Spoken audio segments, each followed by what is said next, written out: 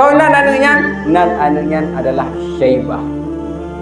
Lupuo orang duduk lupuo le Muttalib anaknya kena Mekah, lupu kena dilikat budak sehingga ke orang Arab nyan budak si Muttalib. Nyan budak si Muttalib dalam bahasa Arab dengan Abdul Muttalib sehingga masyhur dengan kepada anak Nabi tersebutlah Abdul Muttalib. Yang seharusnya kan Abdul Muttalib, yang seharusnya nandanya adalah Syaibah nan asli rohnya. Jadinya menan kira-kira cerita-cerita yang awal.